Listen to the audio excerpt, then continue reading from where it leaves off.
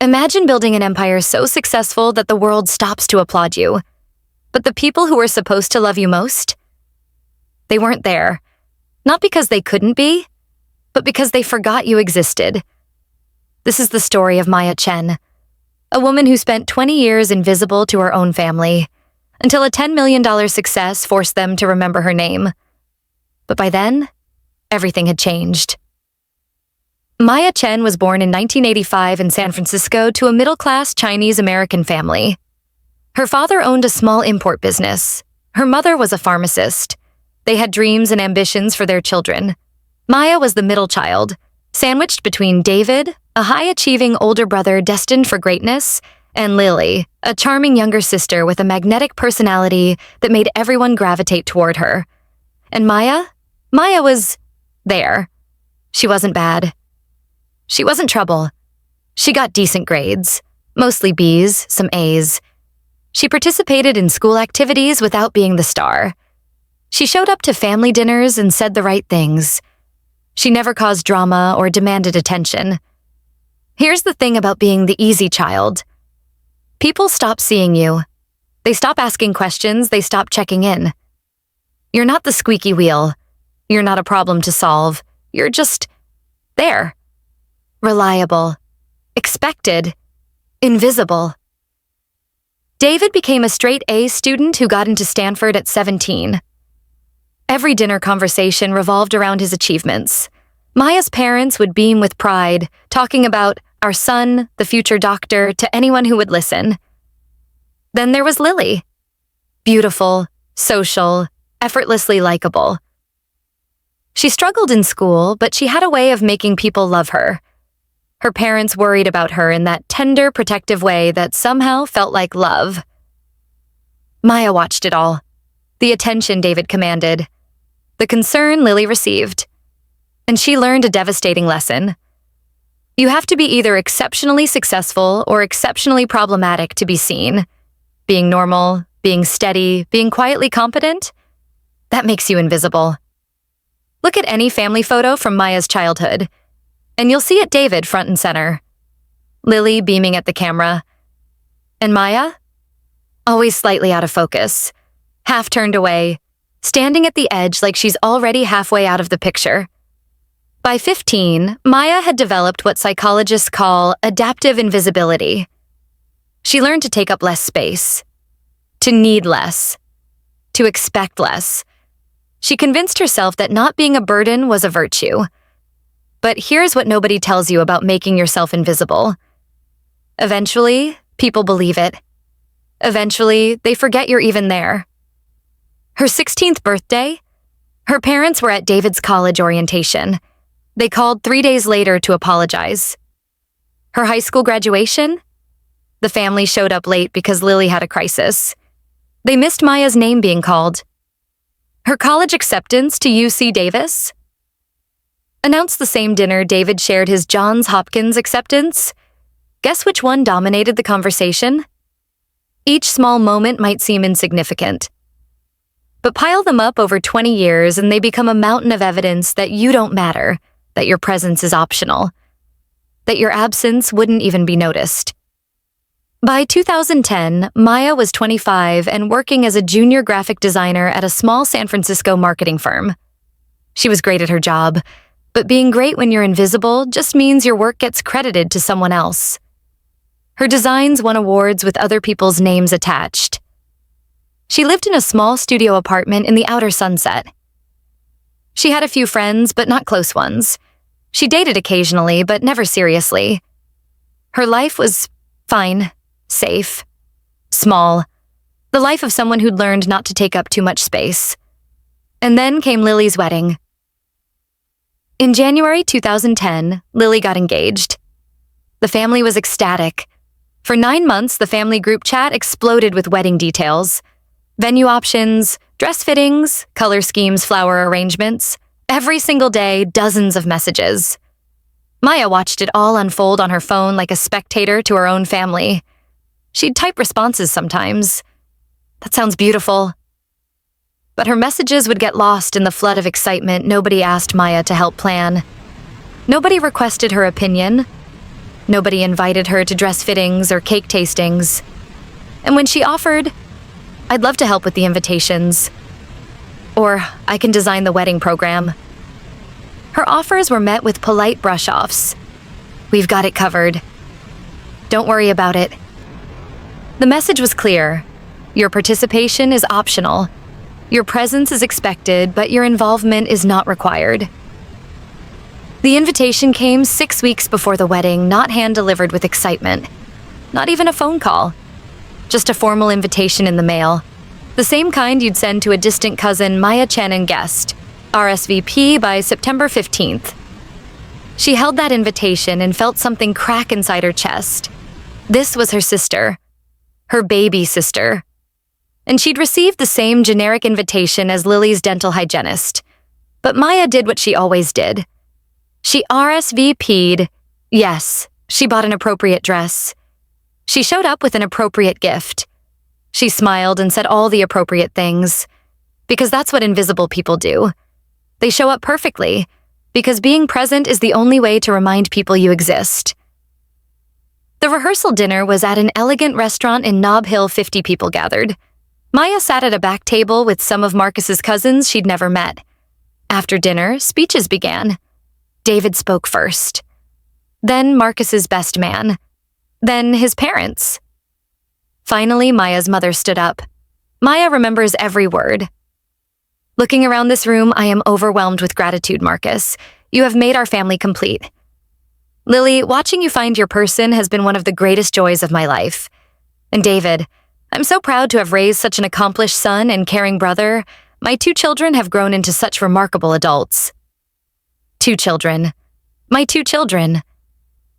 Maya sat at that back table as her mother's words echoed 2 children. In a room of 50 people, with her middle daughter sitting 30 feet away, Maya's mother had forgotten she had 3 children. It wasn't malicious. That's what made it devastating. Her mother wasn't angry or punishing her.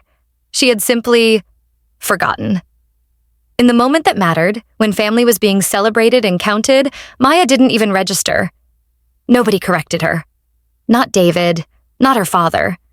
Not a single family member caught the error. Because to correct it, someone would have had to notice she existed. Maya left early, claiming a headache. She went back to her hotel room and made a decision that would change everything. She wouldn't fight for their attention anymore. She wouldn't beg to be remembered. She would simply disappear. And this time, it would be on her terms. 3 months after the wedding, Maya gave notice at her job. She found a subletter for her apartment. She researched cities where she had no connections, no history. She chose Austin, Texas, a city known for creativity, technology, and new beginnings. She didn't tell her family she was leaving California. She didn't send a new address. She just went. On a cold December morning in 2010, Maya packed her life into her Honda Civic and drove away. Away from the family that forgot her. Away from the life where she'd spent 25 years trying to be seen. And here's the devastating part. It took her family 4 months to notice. January passed, then February, then March. The family group chat continued without her. Photos of Lily's honeymoon. Updates about David's residency. Life continued exactly as it had. Because her absence created no disruption, no void to fill, no missing piece. When they finally reached out in April, it wasn't out of concern her mother needed someone to pick up a package. Her brother wanted to borrow camping equipment. Lily wanted free graphic design work. Not one message said, "We haven't heard from you. Is everything okay?" They'd only remembered Maya existed when they needed something. Maya didn't respond. Days turned to weeks. Weeks turned to months. Eventually, the messages stopped. Her family filled the Maya-shaped space with nothing. Because nothing had been there anyway. In Austin, Maya created a life from scratch. She got a job at a design agency. She rented a 1-bedroom apartment downtown. She made friends slowly but intentionally. People who noticed when she was quiet, who asked how she was doing and waited for the answer. For the first time in her life, Maya felt seen, but she wasn't just building a new life. She was building something else. Something that had started as a small idea in those angry weeks after the wedding. Every evening after work, Maya came home and opened her laptop. While colleagues went to happy hours, Maya was designing, coding, testing, iterating. She was building a software tool called Ember. The concept was simple but powerful. A design platform that helps small businesses create professional branding without expensive agencies. Templates that were beautiful. Tools that were intuitive. Pricing humans could afford. Maya poured everything into Ember. All the creativity she'd had credited to others. All the skills developed while being invisible. All the pain of being overlooked channeled into helping other overlooked people. The small business owners, the side hustlers, people building dreams without resources.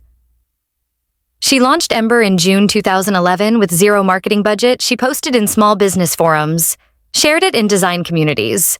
The first month, 17 people signed up. Maya made $847.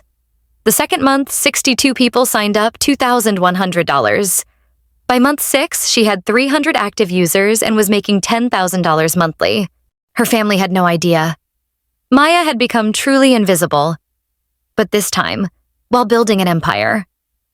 And there was something poetic about that. The girl they'd overlooked was creating something remarkable in the shadows they'd cast. Maya quit her day job in 2013. She hired her first employee, a developer who believed in the vision, then a customer service rep, then another designer. By 2015, Ember had 12 team members and 50,000 users. Small businesses were building brands with her tools. And Maya? Maya was building the company she'd needed when she was invisible. She still didn't contact her family, not out of spite. Something more profound. She had genuinely moved on. She'd built a chosen family. Her team who celebrated her birthday without reminders, friends who noticed her bad days, mentors who valued her vision. For the first time in 3 decades, Maya was surrounded by people who saw her, really saw her. In the absence of her biological family, it didn't hurt anymore. It was just a fact. By 2018, Ember wasn't just successful. It was a phenomenon. Over 150,000 active users across 6 countries, a team of 40 features in TechCrunch, Forbes, and Business Insider about the bootstrap queen who'd built a design empire without venture capital. Maya spoke at conferences, was asked for interviews, courted by investors. But she kept saying no to big money, choosing to grow slowly, sustainably on her own terms. This wasn't just about building a company. This was about building it her way, without owing anyone anything. Then everything changed with a single phone call in January 2019. A venture capital firm specializing in women-led businesses approached Maya. Their pitch was different. They didn't want to change Ember. They wanted to help her scale the impact, reach more small businesses, hire more overlooked talent, build more tools for people needing affordable design. After 3 months of negotiation, Maya accepted a Series A funding round that valued Ember at $10 million. In March 2019, Maya's face appeared on a major business magazine cover. The headline read, "The Bootstrap Billionaire: How One Invisible Woman Built a Design Empire in Silence."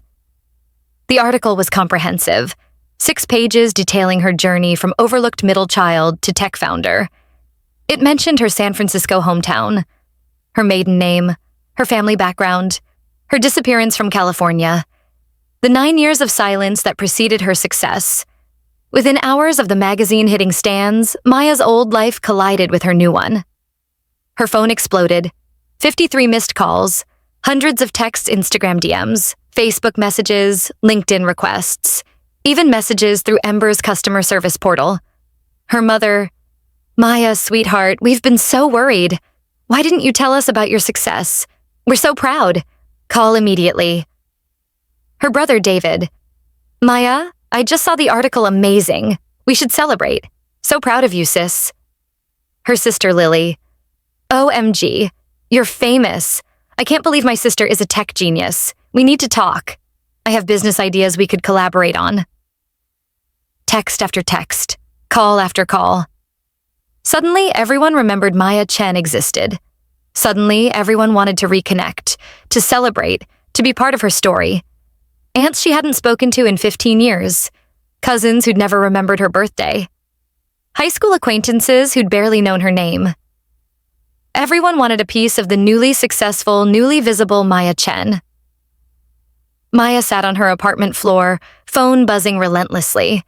She read every message, every voicemail transcript, every effusive declaration of pride and love and family loyalty. And she felt nothing. No joy at their recognition, no satisfaction at their regret, no desire for reconciliation. Just a vast, empty space where those emotions should have been. Because here's what 9 years teaches you. People will love you when you're successful. People will claim you when you're celebrated. People will remember you when forgetting becomes inconvenient. But the people who love you when you're building, when you're struggling, when you're invisible, those are your real family.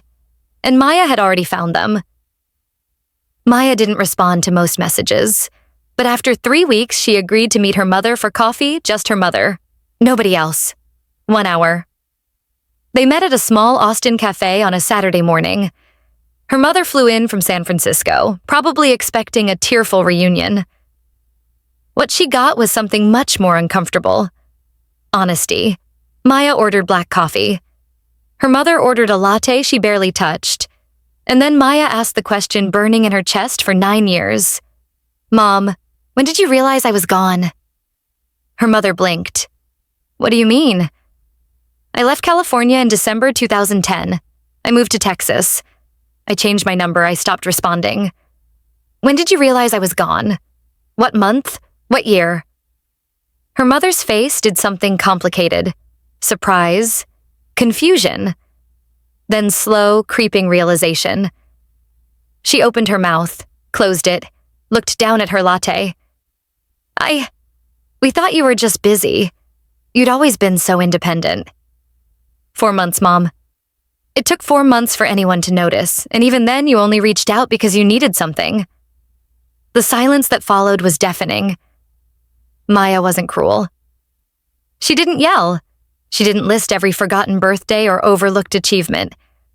She simply told the truth. "I needed you when I had nothing.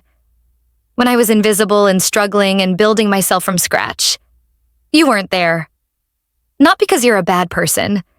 Because you genuinely didn't see me. I was so low maintenance that I became furniture in my own family. Now I have something. Now I'm visible. Now everyone wants back in. But that's not how family works. That's not how love works. You don't get to skip the struggle and show up for the celebration." Her mother cried. Deep, body-shaking sobs. The kind that comes when you realize you failed at something fundamental. "I'm so sorry. I didn't know. I didn't realize." "I know," Maya said. "And that's almost worse, because it means I was so forgettable that my absence didn't even register." Maya gave her mother the same message she'd give her brother and sister. She needed time. Real time. Maybe years. Maybe forever. Their relationship couldn't be built on her success. It had to be rebuilt on genuine care, accountability, and change. The responses varied. Her mother started therapy. Her father wrote a letter acknowledging his passive role in her invisibility. David struggled with accountability. He kept explaining why he hadn't noticed. His demanding residency. His focus on career, assuming Maya was fine. And Lily? Lily got angry. How dare Maya cut them off? How dare she be so ungrateful? She posted vague social media messages about toxic people who use success as an excuse for cruelty. She turned herself into the victim, unable to see her own role. Some bridges began rebuilding, others remained burned, and Maya made peace with that. Today, Maya is 38. Ember is valued at over $50 million. She has 80 team members across 3 offices. She's been featured in documentaries about women in tech. She speaks at universities about bootstrap entrepreneurship, but more importantly, she's used her success for something deeper. She started The Invisible Ones, a nonprofit providing resources and mentorship to overlooked entrepreneurs' middle children. Quiet kids, people society forgets. She also funded a scholarship for students with good but not great grades, the ones teachers forget because they're not problems or stars. She knows those kids. She was those kids. Her relationship with her family is complicated. She sees her mother 3 times yearly, carefully scheduled visits with clear boundaries. They're rebuilding, but it's slow. There's love, but also wariness. Her father visits occasionally. They talk about safe topics. The deep conversations haven't happened yet. Maybe they never will. David, they text on birthdays. Some damage doesn't reverse. And Lily? They don't speak. Maybe someday, but Maya isn't holding her breath. But Maya is surrounded by people who see her. Her best friend Rachel, who texts every morning. Her business partner Marcus, who notices when she's stressed. Her team, who threw her a surprise birthday party filled with genuine affection. These people aren't family by blood. They're family by choice, by presence, by the 1,000 small moments of showing up that add up to genuine love. Maya's story isn't just about $10 million or a family that forgot her. It's about understanding your worth even when the people who should see it don't. Being forgotten isn't about your value. It's about other people's capacity to notice. And sometimes the most powerful thing you can do is stop waiting to be remembered and start building a life so remarkable that you remember yourself. Some people won't see you until you're impossible to ignore. And by then, you might not want to be seen by them anymore. And that's okay. That's not bitterness. That's having standards for how you deserve to be treated. If you're the forgotten one, if you're the middle child who learned to take up less space, if you're the quiet friend who's only remembered when needed, this story is for you. Your absence should be felt. Your presence should matter. And if the people around you don't do that, that's information about them, not you. Maya spent 25 years being forgotten. Then she spent 9 years becoming unforgettable. Not for them, but for herself. She built an empire that changed thousands of lives. She created a community that saw her. She turned her invisibility into fuel and her pain into purpose. The people who forget you when you're building don't deserve to celebrate when you've built. The people who overlook you in the struggle don't get to claim you in success. Maya's story ends not with reconciliation or revenge, but with something better. Peace. She knows who she is. She knows what she's built. She knows the difference between people who love her and people who love what she's accomplished. The question isn't, how do I make them see me? The question is, what will I build while they're not looking? This was Maya Chen's story, the woman who was forgotten until she became unforgettable. And maybe it's your story too.